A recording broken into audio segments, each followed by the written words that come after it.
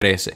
Y para aquellos que crean que sí existe una verdad, para aquellos que creemos que sí existe una verdad y una manera correcta y buena de hacer las cosas, pues entiendo que nos va a servir bastante extraer estas cualidades de un personaje tan pero tan importante y del que se puede aprender tantísimo como Jesús. Así que si se ha comprendido todo esto, toda esta introducción, vamos de lleno con el desarrollo. Y bueno, en este momento vamos directamente con lo que es mi argumento. Mi tesis, como quien dice, es que Jesús sí era estoico. A nivel de una cualidad personal, se puede describir a Jesús como un estoico. Evidentemente puede haber contraargumentos, puede haber ejemplos que eliminen, o mejor dicho, que rebatan este argumento que yo voy a dar, pero ahora mismo me voy a centrar en las razones y las pruebas que dicen que Jesús sí era estoico, porque lo que más nos interesa no es probar si Jesús era parte de unas ideas o de otras, sino extraer el aprendizaje, la sabiduría de un personaje tan pero tan grande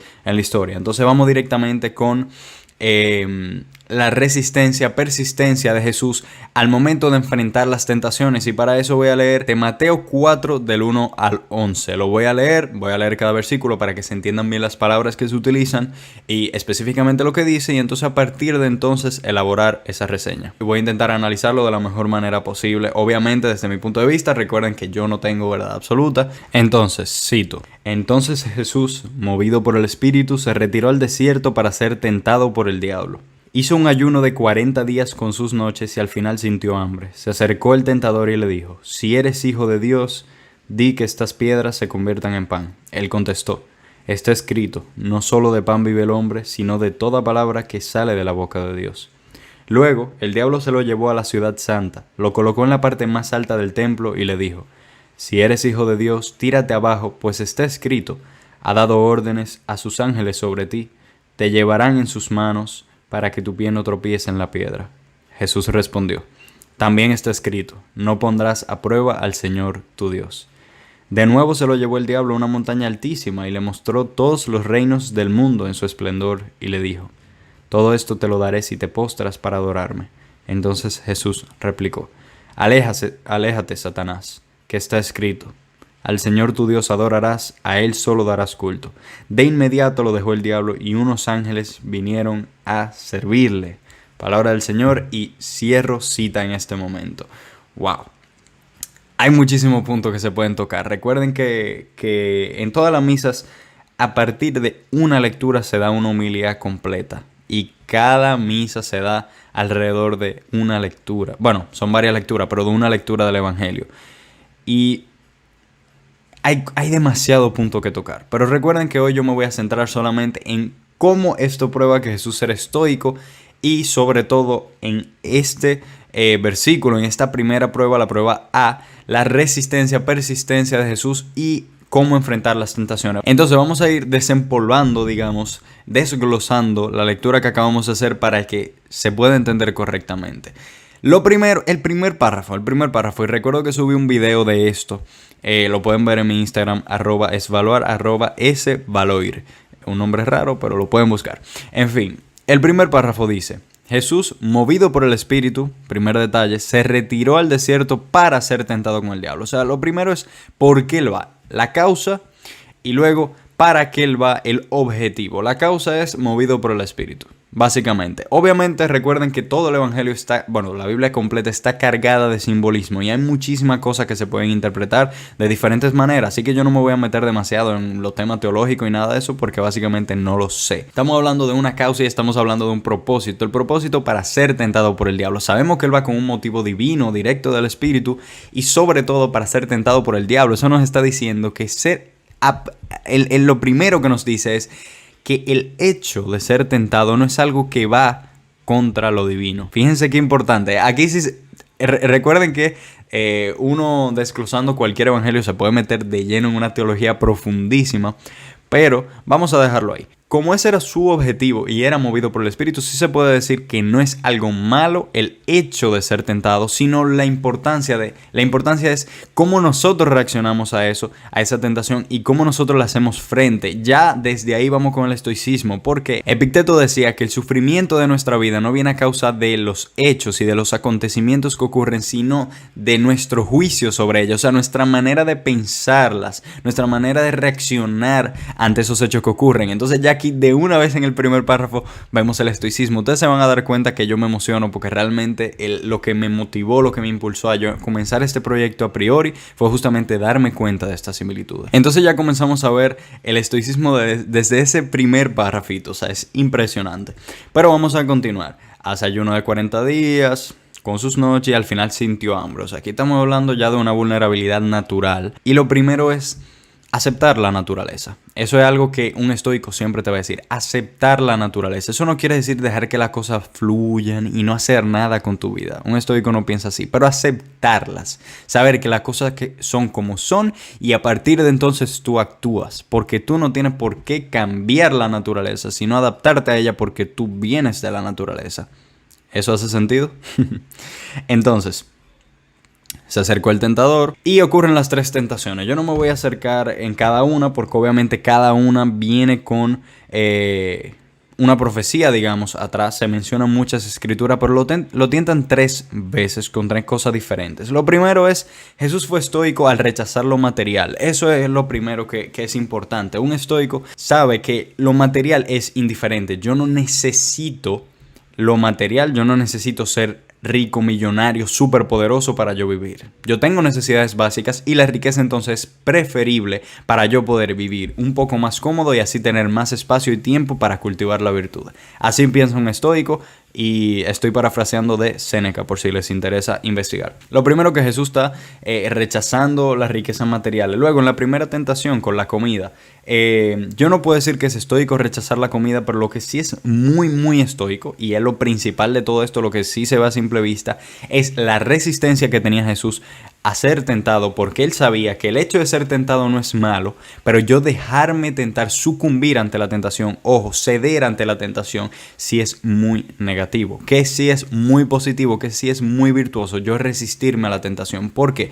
Porque la vida no se trata de yo esquivar los problemas, la vida no se trata de yo no ser tentado nunca, de yo nunca ser sometido a sufrimiento ni a cosas difíciles, sino yo saber enfrentarlo. Y esto que estoy diciendo ahora mismo es un pensamiento muy estoico. Entonces Jesús es tentado. ¿Y por qué resistencia? Bueno, porque se resistió a la tentación. ¿Y por qué persistencia? Porque lo hizo 3 veces, no solamente una, sino 3. Esto ya de lleno demuestra cómo Jesús fue estoico en esos 40 días del desierto, además de evidentemente lo que vivió él mismo por estar aguantando el hambre, el cansancio y probablemente el sufrimiento durante 40 días completos. Vamos con la segunda, que se trata de antivenganza, de ser antivenganza, de no querer la venganza y no entender que la venganza es algo positivo. Para esto voy a citar Mateo capítulo 5, versículo 38 al 41. Aquí hago otro inciso. Yo voy a estar citando capítulos que son cercanos. Todos los capítulos van desde Mateo 4 hasta Mateo 7 y van en orden ascendente. O sea, yo lo iré mencionando en orden ascendente. Así que si tú deseas investigarlo, y que es lo que más recomiendo, obviamente, no llevarte a lo que yo digo, sino tú leerlo por ti mismo e interpretarlo, entonces te lo recomiendo bastante. Solamente quería hacer ese paréntesis. Ok, nuevamente voy a citar porque vamos ahora con la prueba B, la prueba número 2. Ustedes han oído que se dijo, ojo por ojo, diente por diente. Pues yo les digo que no opongan resistencia al que les hace el mal. Antes bien, si uno te daba una bofetada en tu mejilla derecha, ofrécele también la otra. Al que quiera ponerte pleito, para quitarle la túnica, déjale también el manto. Si uno te obliga a caminar 1000 pasos, haz con él 2000. Eso es Mateo 5 del 38 al 41. Quien ha estudiado el estoicismo seguramente lo ve claramente y sobre todo puede encontrar incluso razones históricas por las que se parecen, pero lo voy a decir claramente y de la forma más resumida, sintetizada, rápida posible, como tú lo quieras llamar. Marco Aurelio dijo que la mejor venganza es ser diferente a quien causó el daño. Eso significa, si alguien me hace un daño, la mejor venganza que yo puedo darle no es caerle atrás y hacerle el mismo daño. O sea, ojo por ojo, diente por diente, a lo que cita el mismo Jesús, sino ser diferente, hacer otra cosa. Es decir, no vengarse, en pocas palabras. Eso lo dijo Marco Aurelio. Recomiendo investigarlo también. Y Jesús dice básicamente lo mismo. Pues yo les digo que no pongan resistencia al que les hace el mal. O sea, Jesús aplica ese principio de Marco Aurelio. Recuerden que no estoy hablando de una forma literal. Entonces Jesús dice, no confíen en ese ojo por ojo, diente por diente, sino no pongan resistencia al que les hace el mal. Nuevamente, en esta sola frase, estoicismo. No resistirse al hecho, no resistirse a lo que ocurre que no depende de mí. En el estoicismo hay un concepto muy clave que se llama dicotomía de control, y es básicamente que hay cosas que dependen de nosotros y hay cosas que no dependen de nosotros. Hay cosas que podemos controlar y hay cosas que directamente no podemos controlar. El estoico te dice, enfócate en aquello que tú puedes controlar, porque lo que no puedes controlar simplemente debes asumirlo y entonces actuar de forma correcta en base a ello. Entonces Jesús te dice lo mismo. No te opongas a que te hagan el mal, así como Él no se opuso a ser tentado, el hecho de ser tentado en el desierto, sino, si uno te da tu bofetada de un lado, ofrécele también darte la bofetada del otro lado. Esta es una reacción impresionante lo que Él dice. O sea, si alguien está intentando afligirte, déjalo que te aflige. Incluso dile que te siga afligiendo, porque lo virtuoso es el hecho de tú estar persistiendo, digamos. No por querer sufrir, sino por ser diferente, ser virtuoso al no vengarte. O sea, ¿cómo lo ve Jesús? Si a ti te dan una bofetada de un lado y tú no reaccionas, ya tú estás siendo virtuoso por el hecho de no reaccionar de una forma negativa. Es decir, tú estás acumulando, para ponerlo de una forma sencilla, tú acumulas un punto de virtud. Si tú le ofreces que te dé una bofetada del otro lado, tú tienes una probabilidad de acumular otro punto de virtud. Y cuando yo hablo de virtud, llámalo como tú quieras, llámalo hacer el bien, llámalo seguir los mandamientos, como tú quieras. Cuando yo hablo de virtud, yo hablo de hacer el bien, porque en general las virtudes son las cosas que caracterizan el bien de un ser humano. Entonces Jesús te dice eso, dale la otra mejilla. ¿Por qué? Porque eso te permite a ti entonces actuar bien correctamente. Lo bueno, lo virtuoso no es tú alejarte solamente, sino ofrecerte nuevamente, porque nuevamente, valga la redundancia, vas a poder actuar de una forma correcta, porque un estoico, y así dicta Jesús, entonces un cristiano, un cristoico, de verdad, lo que hace es que intenta aprovechar de cada situación, de cualquier situación, el actuar, el obrar correctamente de una forma virtuosa, el intentar cultivar la virtud independientemente del hecho que te ocurra. Lo que importa, repito, no es los hechos que me hagan sufrir, sino la reacción que yo tenga, el juicio que yo tenga sobre ella. Si yo pienso que en todo momento de sufrimiento es una oportunidad para yo ejercer la virtud, entonces todo momento de sufrimiento me será mucho más ligero, mucho más aguantable y digerible. Tip estoico ahí. Ahora vamos con la tercera prueba, y es de no vanagloriarse, no dársela a uno mismo. Es Mateo capítulo 6 del 1 al 4. Lo tengo aquí mismo, está literalmente al lado. Cito: cuídense de hacer obras buenas en público solamente para que los vean. De lo contrario, no serán recompensados por su Padre del cielo. Respecto a la limosna. Cuando des limosna, no hagas tocar trompeta por delante, como hacen los hipócritas en las sinagogas y en las calles, para que los alabe la gente. Les aseguro que ya han recibido su paga. Cuando tú hagas limosna, no sepa tu mano izquierda lo que hace tu mano derecha. De ese modo, tu limosna quedará escondida y tu Padre, que ve en lo escondido, te lo pagará. ¿Cierro cita? ¡Wow! Justamente quiero hablar de eso que yo decía de no vanagloriarse. Marco Aurelio en sus meditaciones habla mucho de esto, de la vanagloria. La vanagloria se considera yo siempre tener que hablar de mí, intentar que todo el mundo admire eso que yo estoy haciendo, y como explica Jesús, si yo hago una obra buena, intentar que todo el mundo lo vea, la mayor cantidad de personas lo puedan ver, no para que me puedan replicar y para que sigan haciendo el bien, sino para que se vea que yo lo hice. Es una postura egoísta, pero esto es lo que significa la vanagloria. Entonces, vamos con la lectura y vamos con mi interpretación. Jesús directamente te dice, y más directo de ahí no se puede: cuando tú hagas limosna, cuando tú dones, vamos a interpretarlo, cuando tú dones dinero, vamos a interpretarlo como cualquier acción de caridad. Cuando tú hagas realices cualquier acción de caridad que no sepa tu mano derecha lo que hizo tu mano izquierda. Eso es una manera, yo creo, metafórica de decirte que nadie tiene que saber lo que tú estás haciendo. Ni siquiera tú mismo tienes que reconocerte a ti, que como yo lo doné, entonces ya yo soy el final y no tengo que volver a hacer una acción buena. Ni siquiera tú mismo, o sea, nadie. Tú haces la acción porque es lo correcto y porque es lo virtuoso, no por reconocimiento.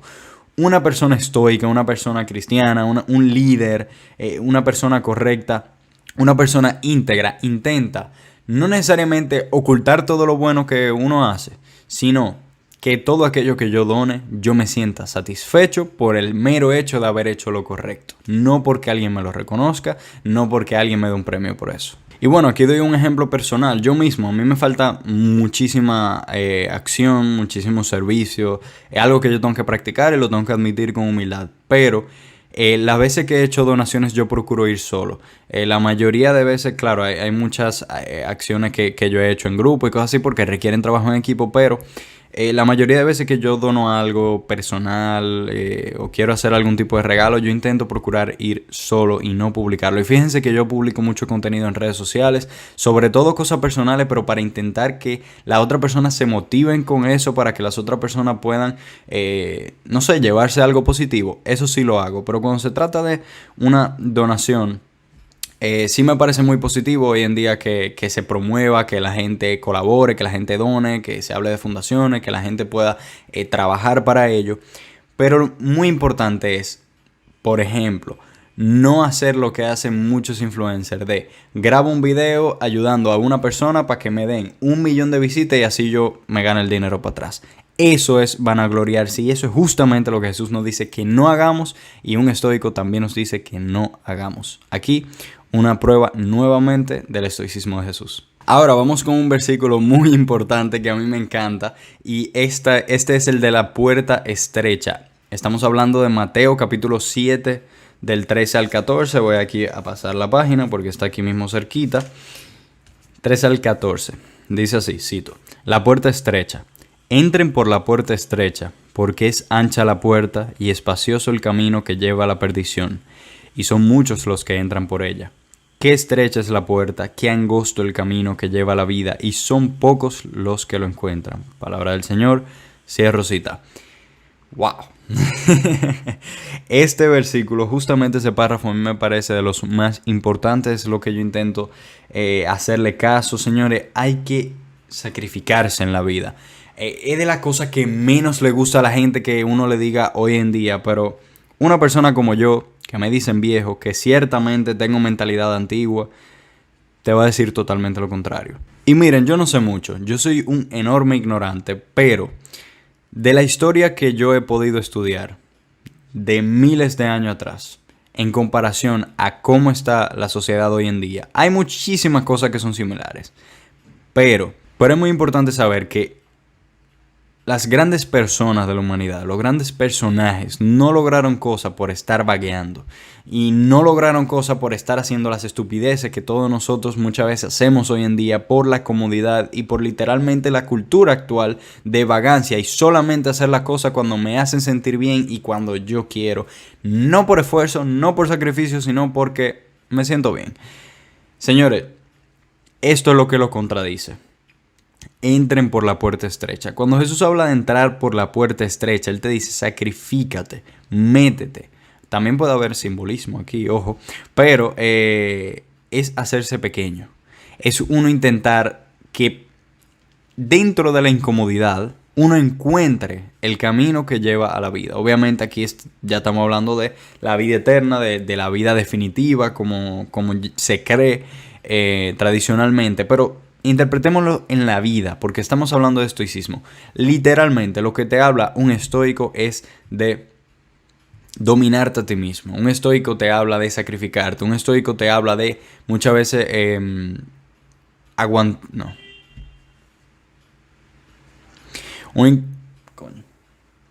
Un estoico te habla de ser fuerte, de ser valiente, de persistir, de resistir las cosas que ocurren en la vida y de superar los sufrimientos. Y ¿Qué otro significado le podemos dar que no sea pasar por la puerta estrecha en la vida? Sacrificarse, saber hacer la cosa. Y esto se relaciona directamente con todo lo que hemos ido hablando. Esto se relaciona directamente con todo lo que yo puedo hablar del estoicismo. Todo esto es pasar por la puerta estrecha. No vengarme es pasar por la puerta estrecha. ¿Por qué? Porque es más fácil yo devolver una galleta e irme corriendo. Es más difícil aguantar otra galleta con el objetivo de cultivar la virtud. Ese es el camino difícil. Casi siempre el camino más difícil o más incómodo va a ser el uno siempre actuar correctamente. ¿Por qué? Porque tiene sus presiones, tiene sus sacrificios, pero deberíamos, si somos personas íntegras, si somos personas buenas y que queremos un mejor futuro, porque indudablemente todos los seres humanos tenemos un conocimiento básico del bien y el mal, sabemos las cosas porque las sentimos, percibimos aquellas cosas que nos dan una buena espina y otra cosa que no.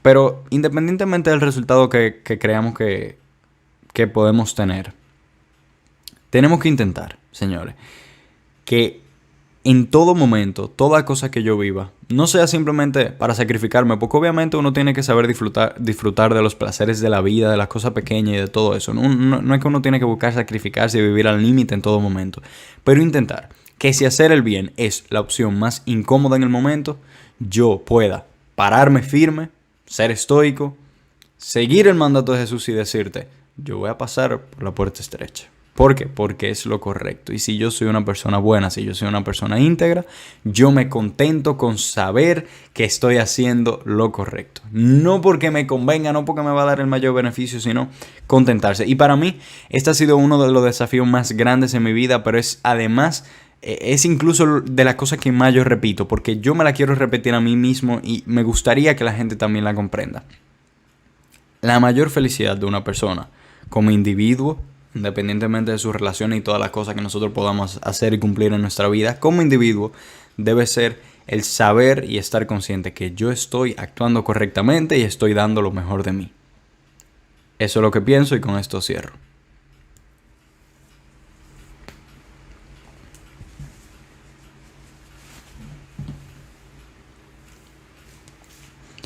Ok, vamos ahora con la sexta prueba y esto es Mateo 7 del 24 al 27. Voy aquí a pasar página. Listo, ya lo encontré. Esta es una historia mítica, me imagino que la mayoría también lo habrá escuchado como las otras, pero igualmente tiene una importancia increíble. Así que cito, roca y arena. Así pues, quien escucha estas palabras mías y las pone en práctica, se parece a un hombre prudente que construyó su casa sobre roca. Cayó la lluvia, crecieron los ríos, soplaron los vientos y se abatieron sobre la casa, pero no se derrumbó porque estaba cimentada sobre roca. Quien escucha estas palabras mías y no las pone en práctica se parece a un hombre tonto que construyó su casa sobre arena. Cayó la lluvia, crecieron los ríos, soplaron los vientos, golpearon la casa y ésta se derrumbó. Fue una ruina terrible. Palabra del Señor, cierro cita. Señores, qué bonito y qué importante esto que se puede leer en el Evangelio. Esta cita para mí es impresionante. ¿Por qué? Porque habla de tener cimientos sólidos. De hecho, esta yo la pude haber colocado como primer argumento, pero lo quise hacer en orden. Wow. Habla de tener cimientos sólidos. Y fíjense que cuando él ejemplifica dando, no quiero decir parábola, pero la historia de un hombre que construye su casa sobre roca, y que esto representa tener cimientos sólidos, él lo dice en base a quien pone en práctica su palabra. O sea, él está hablando de que quien tiene cimientos sólidos es la persona que pone en práctica, que obra. Estamos hablando de res. Res en latín significa básicamente obra, significa hacer, significa actuar, significa un hecho. Entonces, res non verba. Me van a ver diciendo muchas veces quizá esta locución latina que significa hechos, no palabras. Obras, no palabras solamente. Jesús habla de quien pone en práctica. Yo puedo escucharlo y yo lo puedo hablar. Pero cuando yo pongo en práctica los principios que me enseña Jesús, cuando yo lo pongo en práctica, cuando yo obro correctamente, conforme a la virtud, cuando yo hago lo que Él dice para cultivar la virtud en mí, entonces yo construyo mi casa sobre la roca. Entonces yo estoy teniendo cimientos sólidos. ¿Qué nos dice esto? Ya para sintetizar. ¿Quién tiene cimientos sólidos? La persona que tiene un cimiento sólido es quien sabe construir su carácter, quien sabe construir un conjunto de valores, unos principios sólidos, firmes con lo que sustentar todo aquello que se va a construir en su vida. Señores, para uno construir un imperio, para uno construir toda la cosa que uno quiere construir en su vida, hablando metafóricamente, uno necesita primero construir la zapata. Uno necesita primero construir los cimientos. Eso lo sabe todo ingeniero y lo sabe cualquier persona con sentido común. Es necesario. Entonces, yo te digo, así como ya mencionó Jesús, para nosotros poder construir nuestros sueños, cumplir nuestras metas, realizar cosas grandes en la vida, haciéndolo bien, obviamente, necesitamos poner en práctica estos principios. Necesitamos poner en práctica, no solamente escuchar, sino que todo aquello que nosotros aprendamos, que podamos asimilar como sabiduría, como verdad, como algo bueno, vamos a ponerlo en práctica. Y eso es básicamente lo que yo te invito en todo momento. Y aprovecho para decirte aquí, si tú has ido escuchando mis episodios de podcast y sí, que te parece muy bonito y que si yo, ok, me apoyas, por mí perfecto. Y para mí es muy importante que, evidentemente, que lo escuche la mayor cantidad de gente posible para que, no sé, me escuche, para que pueda informarse, para que pueda aprender, porque para mí lo más importante es que llegue el mensaje.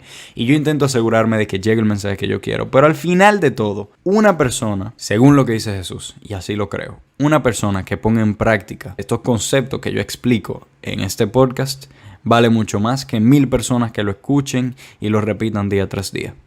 Evidentemente, por estadística, por probabilidad, mientras más personas escuchen y repitan y compartan, que lo agradezco y aprovecho para decirte que si quieres compartirlo, si te parece valioso, adelante porque me ayudas un montón.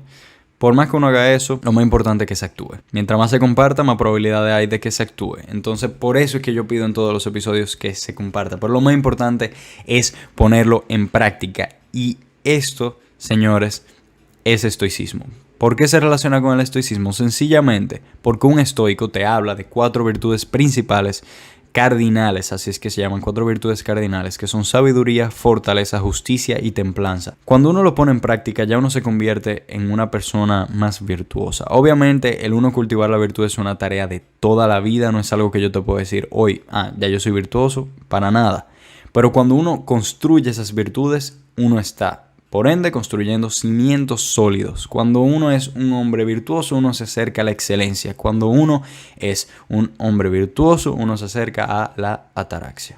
Y uno se acerca, según Jesús, al cielo. Y finalmente, la séptima y última prueba. Yo ni siquiera voy a citar. Yo te voy a decir directamente la misma crucifixión de Jesús. Todos conocemos esta historia. Todos lo hemos leído. En el Evangelio de Mateo, por si a alguien le interesa, es a partir del capítulo 26. Obviamente, la narración, no voy a citarla por eso, de todo el proceso de la pasión de Cristo es larga, complicada. Es algo que cada quien debe, entiendo yo, interiorizar y entender. Pero señores, ¿qué mayor momento de estoicismo de Jesús que cuando fue crucificado? Ahí él puso en práctica todo lo que tenía. Ahí él lo dio todo. Evidentemente hubo un momento, y se explica, en que Jesús no quería que eso ocurriera. Jesús, hombre, tenía miedo. Tenía mucho miedo y eso se sabe. Lo más probable es que tuviera frío, tuviera pálido, o sea, es inimaginable el terror que sintió y el dolor que luego sintió al sufrirlo. Pero yo me voy a concentrar en las cualidades estoicas. Señores, Jesús resistió y persistió. Eso es lo primero que te puedo decir, que fue lo que dije en el primer argumento. Duró horas, señores, recibiendo latigazo, burlas, escupida, de todo. Luego, también antivenganza. ¿Por qué? Porque a nadie que le diera una galleta en ese momento, él se volteó y le dio. De hecho, en el momento en que lo capturaron, en la noche antes de su crucifixión, cuando un discípulo le corta la oreja a uno de los soldados romanos, él va y se la sana. O sea, él es completamente diferente a quien causó el daño, como estipulábamos anteriormente. Luego, no van a gloriarse. Señores, Jesús no fue por ahí. Cuando lo estaban juzgando diciendo, yo soy el rey, yo soy el Mesías y por eso no me pueden crucificar. Él sabía que ese era su destino, él sabía que esa era la misión que él debía cumplir. Y cuando a él le preguntan si él es el rey de los judíos, él dice, tú lo has dicho. Entre muchas otras cosas que ocurren. Él lo afirma, pero siempre actúa de una manera que no se vanaglorie. Evidentemente Jesús en muchos momentos del Evangelio, en muchos momentos de su vida actúa con autoridad. ¿Por qué? Porque la tenía. ¿Por qué? Porque era el modelo de liderazgo necesario para que se cumpliera su misión. Pero él no se vanagloriaba por las acciones buenas que hacía. De hecho, muchas veces cuando él sanaba enfermo, él le decía, no lo andes divulgando por ahí. Entonces, él pasó por la puerta estrecha, sufrió todo lo que tenía que sufrir. ¿Qué yo quiero decir con esto? Que en el momento de la crucifixión se consolida todo, señores, todo. Y esto lo podemos ver a nivel religioso, como a nivel estoico, como a nivel de cualidades humanas, como tú quieras. Se consolida todo lo que era Jesús y lo que significaba y la misión que tenía en el mundo. Y es por este motivo que muchísimas personas llevamos este crucifijo todos los días con nosotros. Es el símbolo principal de la religión, no solamente de una iglesia, sino de todo el movimiento. Y hay muchas personas que argumentan contra la religión por el simple hecho de que el símbolo es un hombre muerto y que esa vaina da miedo, que es algo vulgar, que es algo obsceno.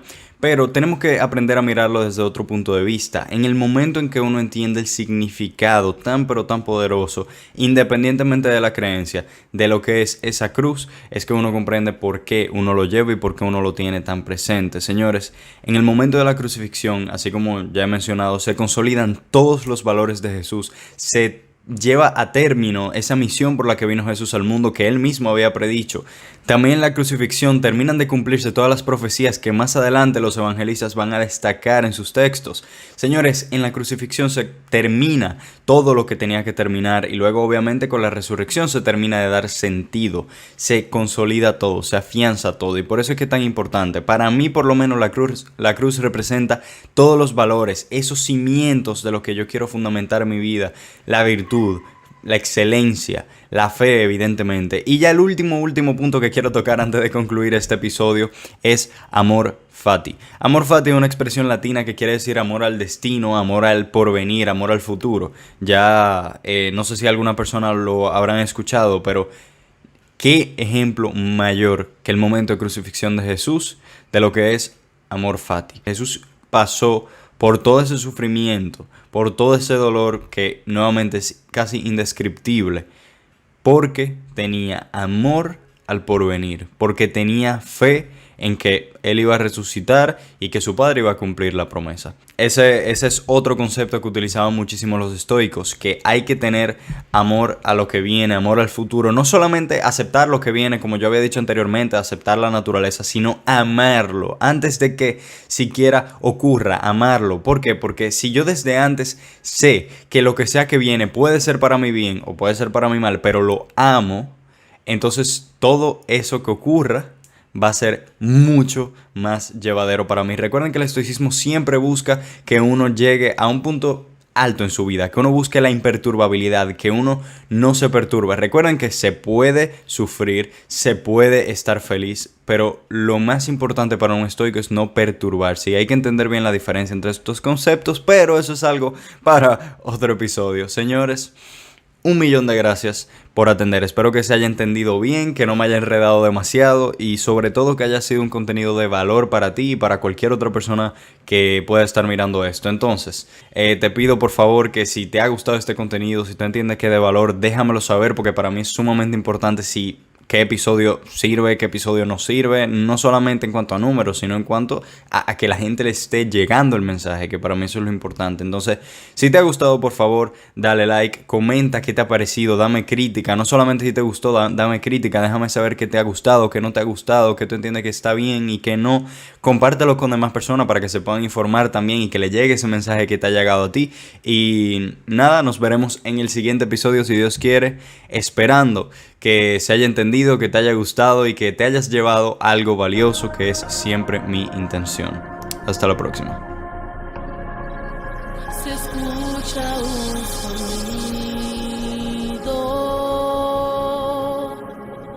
desciende desde el cielo.